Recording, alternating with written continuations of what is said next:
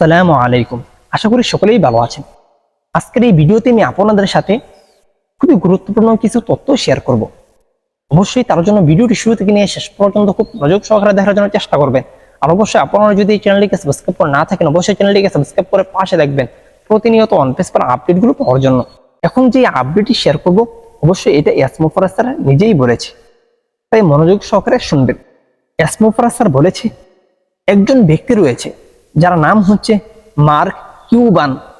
তিনি একজন বিলিয়নিয়ার ব্যবসায়ী। তিনি বলেছেন যে, অর্থাৎ মার্ক কিউবান, যে ব্যক্তি এআই কে প্রথমে পেরেক দিবে সে হবে প্রথম ট্রিলিয়নিয়ার, সে হবে পৃথিবীর সব থেকে বেশি ধনী ব্যক্তি। যে ব্যক্তি এই এআই কে পেরেক দিবে, যে ব্যক্তি এই এআই কে আবদ্ধ করতে পারবে, সেই হবে পৃথিবীর বুকে ট্রিলিয়নিয়ার। এটা কিন্তু মার্ক কিউবান বলে গিয়েছে। এখনো পর্যন্ত কিন্তু ইতিহাসের পাতায় এই কথাটি লেখা রয়েছে। যারাই এই এআই কে আবদ্ধ করতে পারবে তারাই কিন্তু পৃথিবীর সব থেকে বেশি ধনী ব্যক্তি হবে। এখানে কিন্তু মেটার প্রতিষ্ঠাতা মার্ক জুকারবার্গ বলেন অথবা গুগল বলেন, কেউ এখানে টিকতে পারবে না। আমরা জানি মার্ক জুকারবার্গের অনেক টাকা রয়েছে, এমনকি সেকেন্ডে মিলিয়ন মিলিয়ন ডলার ইনকাম করছে। মোট কথা, পৃথিবীর মধ্যে সব থেকে ধনী ব্যক্তি যেই রয়েছে তাকিয়ে টপকিয়ে আরো উপরে চলে যাবে যেই ব্যক্তি এই এআই কে আবদ্ধ করতে পারবে, এই এআই কে পেরেক মারতে পারবে। এটা হলো মার্ক কিউবানের কথা। ইয়াসমু ফারাজ স্যার বলতেছে, কিন্তু প্রশ্ন হলো কিভাবে আপনি এটি ব্যবহার করতে যাচ্ছেন। তারপর বলতেছেন, সেই লক্ষ্য এখনো কেউ অর্জন করতে পারেনি। দেখেন, মার্ক কিউবান কিন্তু এমনি এমনি কথাটি বলেনি। এই কাজটি কিন্তু অনেক অনেক কঠিন। দেখেন এই কাজটি কেমন কঠিন। মার্ক কিউবান কত বছর আগে বলে গিয়েছে, কিন্তু সেই কাজটি এখনো পর্যন্ত কেউ করতে পারেনি। অথচ বর্তমানে প্রযুক্তির উন্নতি কত বেশি। এখানে কিন্তু এক কথাই বলে দিয়েছে, যারা এআই কে পেরেক মারতে পারবে তারাই হবে ট্রিলিয়নিয়ার। যদি কাজটি সহজ হতো তাহলে কিন্তু সর্বপ্রথম মার্ক কিউবানই করত, কিন্তু তিনি করতে পারেনি, এমনকি এখনো পর্যন্ত হয়নি। তবে মনে রাখবেন, এআই যে বর্তমানে ব্যবহার হচ্ছে না তেমন কিছু না। এআই বর্তমানে প্রায় স্থানে ব্যবহার হচ্ছে, তবে এখনো পর্যন্ত কেউ ভালোভাবে এআই কে আবদ্ধ করতে পারেন। আমরা যে ইউটিউব চালাচ্ছি, ফেসবুক চালাচ্ছি, এখানেও কিন্তু এআই কে ব্যবহার করা হয়েছে। তবে কিছু কিছু স্থানে এআই কে ব্যবহার করা হয়েছে, তবে পেরেক মারতে পারেনি। আশা করছি ক্লিয়ার হতে পেরেছেন। তারপরে ইয়াসমু ফারাজ স্যার বলতেছে, এটি প্রত্যেককে এআই এর সাথে সফল হওয়ার সুযোগ দেয়, কারণ এআই এর সাথে তারা করার বিভিন্ন উপায় রয়েছে। তারপর আরো শেয়ার করেছেন, তা হচ্ছে যে এআই কিভাবে ব্যবহার করা হবে তার প্রাথমিক ধারণা থাকতে হবে। অবশ্যই এআই খুবই জটিল একটি জিনিস, এটাই কিভাবে ব্যবহার করতে হবে এটার অবশ্যই প্রচুর পরিমাণ নলেজ থাকতে হবে। আমরা জানি এআই এর কিন্তু দুইটি দিক রয়েছে, একটা হচ্ছে পজিটিভ আর একটা হচ্ছে নেগেটিভ। বলতে পারেন একটা হচ্ছে খারাপ দিক আর একটা হচ্ছে ভালো দিক। আমরা দেখতে পাই এক ক্লিকের মাধ্যমে মানুষকে পরিবর্তন করে দিচ্ছে। এমনকি এটা যে পরিবর্তন করছে, এটা যে একটি এডিটিং, এটা বোঝার কোনো ভাও নেই, এটা বোঝার কোনো সুযোগ নেই। এমন ভাবে এআই তৈরি করে দিচ্ছে। দেখেন, ছেলের সাথে মেয়েকে এড করে দিচ্ছে, মেয়ের সাথে ছেলেকে এড করে দিচ্ছে। এইসব কিন্তু নেগেটিভ দিক। তবে এআই এমন নিখুঁতভাবে করে দিচ্ছে যা কেউ কখনোই বিশ্বাস করতে পারবে না যে এটা ভুল, এটা এডিটিং।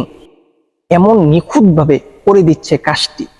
যেহেতু এটার দুটো দিক রয়েছে, ভালো মন্দ, সেক্ষেত্রে এই মন্দটাকে কিভাবে অ্যাবাউট করা যায় তার দিকেও ফোকাস দিতে হবে খুব জোরালোভাবে, এবং মানুষ যাতে এই এআই থেকে ভালো যে জিনিসটা রয়েছে এটাকে মানুষে গ্রহণ করতে পারে।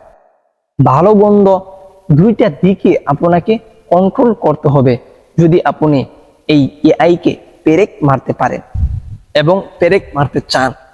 দেখেন, বর্তমানে আমরা একটি যদি গ্রাফিক ডিজাইন করি, আমাদের কাছ থেকে 2 ঘন্টা, 3 ঘন্টা, 5 ঘন্টা, এমনকি সারাদিনও চলে যায় একটি গ্রাফিক্স ডিজাইনের পিছনে। তবে যখন এআই আসবে তখন কিন্তু আপনার সময় বেঁচে যাবে। আপনি শুধু বলে দিবেন যে এই ফটোটা এমন হবে, এমন একটি ডিজাইন আমাকে করে দিন, এমন একটি গ্রাফিক্স ডিজাইন আমাকে দাও। আপনি শুধু মুখ দিয়ে বলবেন, বলতে যতটুকু সময় লাগবে ওই জিনিসটি হতে এতটুকু সময় লাগবে না। দেখেন, আপনার সারাদিনের কাজ যদি সেকেন্ডের ভিতরেই হয়ে যায় তাহলে এর থেকে বড় সুবিধা আর কি হতে পারে। তবে এটা এআই ব্যতীত অন্য কেউ পারবে না। অর্থাৎ মানুষের সময়কে এআই বাঁচিয়ে দিবে, মানুষের কাজকে সহজ করে দেবে।